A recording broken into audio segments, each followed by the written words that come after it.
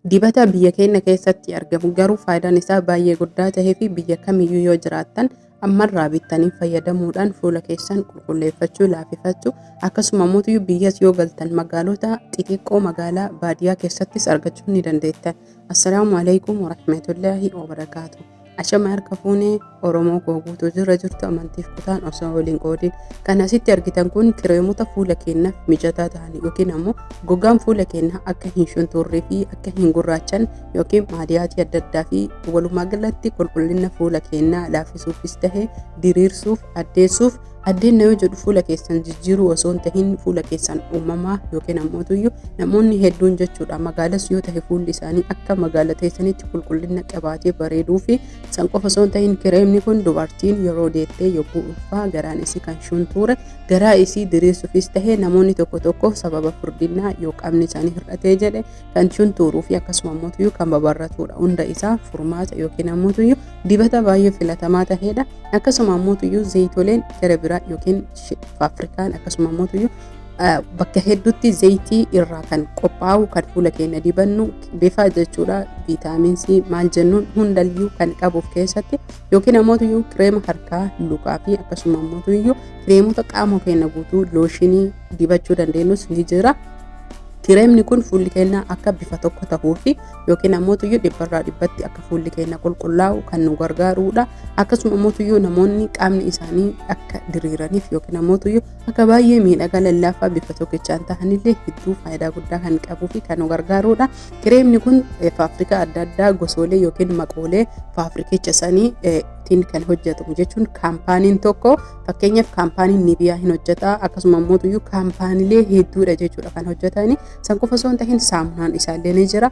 Keessattuu shamarran keenyaa kan fuulli isaanii goggogaa ta'anii fi walqixa yookiin ammoo kan jiidhaa fi gogaa qabanis tahee akkasuma ammoo kan fuulli isaanii ol jinaarra tahee hedduu isaan kan fayyaduu fi kireemni kun akkamitti akka fayyadamnu warri fuulli isaanii zayitii qabu yookiin ammoo funyaanii fi afaan kallacharraan zayitii qabaatee gara boqoo lamaanitiin kan goggogaa tahee akkamitti akka fayyadamtan isinitti hima na dhageeffadha.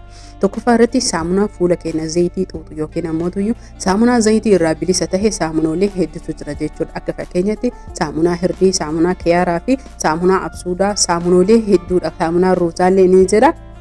Saamunaa paappaayyaa kunniin hundi isaanii saamunaa fuula gogaatiif mijataa tahee fi akkasuma ammoo saamunaa fuula keenyaaf baay'ee bareedaa ta'e hubadhaa.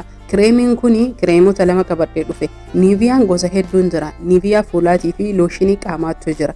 Hubadhaa ammas looshinii qaamaa garuu fuulaaf hin ta'u. Niviyaan fuulaa ammoo qaama keenyaafis tahee harkaaf ni taha.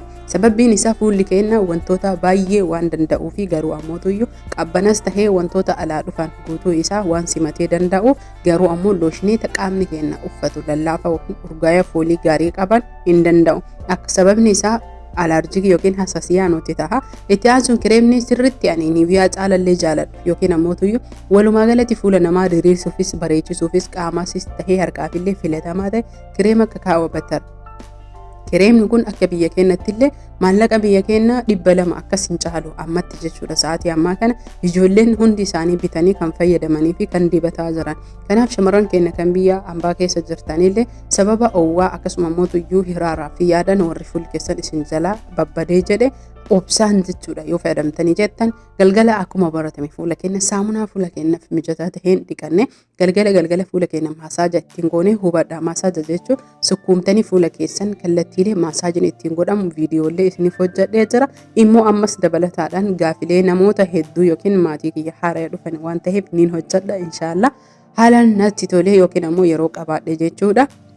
Kanaaf shamarran keenya kan ulfaa kan deettan ammoo kireema kana kan qaamaattu jira akkasuma ammoo innummaa fuula dibannu kuni garaa keessanitti yogguu ulfaa yeroo ulfa jirtanis tahe ulfa booda da'umsa booda qaama keessan garaa keessanitti osoo dibdanii kan isinirraa balleessuu fi yookiin ammoo guutummaan guutuutti shuntuura qaama keessanii kan diriirsuudha.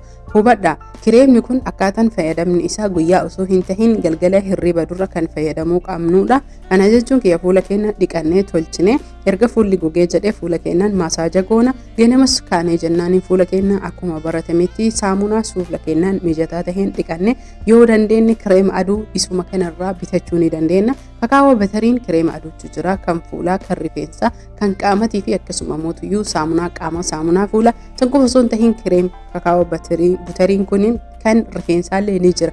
Kana jechuun guutuu isaa kakaawoo butar godhus ni dandeettan. Walumaa galatti rifeensarraa hanga quba keessanii hattan kan qamaacaa balleessuu fi kan kottee keenya wal qixxeessuu illee ni jira jechuudha.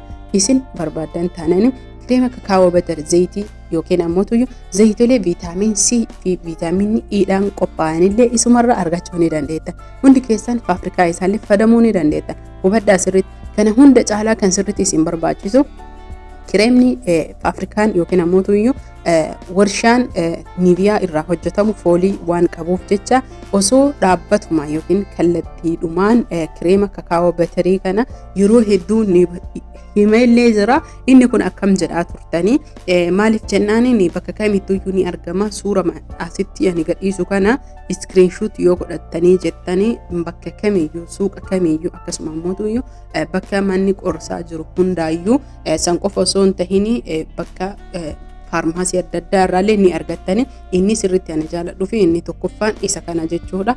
Tokkoffaa jechuun ni danda'ama. Wannuma hundaafuyyuu ni taha. Fooliin inni qabu foolii baay'ee jechuun ananatti tola. Foolii ni qaba.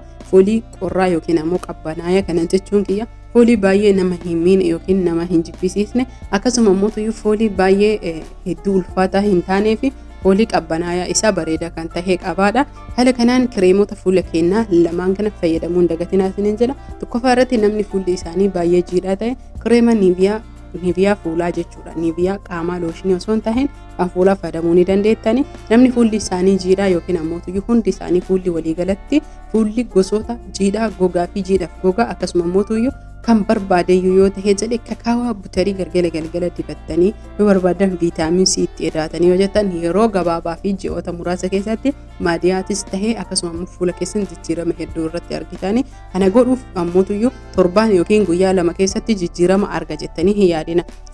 Sababni isaa bowwoo mataa yookiin dhukkubii mataa qofa yoo ta'e malee kan yeroo sanitti nama dhiisu hattan ilkaan illee nama dhukkube yeroo nama fudhatu obboleeyyan kiyya. Obsaan fayyadamaati. Jireenya keessan keessatti kireema kakaawoo batarii kana yoo bitattanii jettan yogguu dheeraa ka turuu fi yookiin yeroo dheeraa ka isinii turuudha. Hundi keessan haala kanaan itti fayyadamaa isa kana jechuudha kan akirarra jiru. Inni irra filatamaan kan amma xumura irratti argitan kana asuma suuraa isaa iskiriinshuut gootanii fayyadamuu ni dandeettan. Immoo suuraa isaa koominiitii jalatti isinii maxxansa. Bu'aan qabu rakkoon isaa yoo ani suuraa maxxansinaan jettan hin laaltan itti fayyadamtan sababa saniif malee an suuraa isinii maxxansa. Inshaallahu ta'ala rabbiin yoo na gargaaree jedhee baay'ee isinirraa badu gaafilee hedduutu na gaafatamaa jira. Maaliif baddee viidiyoo maaliif gadi hin dhiisinii warri jettan yeroo gabaabaa keessatti wantoota akkamitti akka viidiyoo gadi isinii dhiisuu fi yeroo kam akka viidiyoo isinii hojjechuu danda'u qabadhe inshaallahu ta'ala isiniif dhufa. Hangasitti ammoo isin nagahaan naa jiraadhaa. Fayyaan fayyaa Oromoo kan koo jabaattanii qaama keessanis fuula keessanis tahe harka keessan osoo ufiin tuffatiin keessattuu shamarran keenya mana arabaa dalaydan baay'ee of tuffattanii dadhabdanii ufitti kan laaftanidha. Qaama keessanis tahee fayyaa keessaniif bareedina keessan eeggadhaa isiniin jedha. Keessattuu shamarran keenya warroonni gaa'ela keessa jiran lama heeruma kan jedhan aadaa keenya keessatti kan baratamedha. Inumaayyuu kan barbaachisu gaa'ela keessatti bareedinni uf qaqqabuuni jabaadha.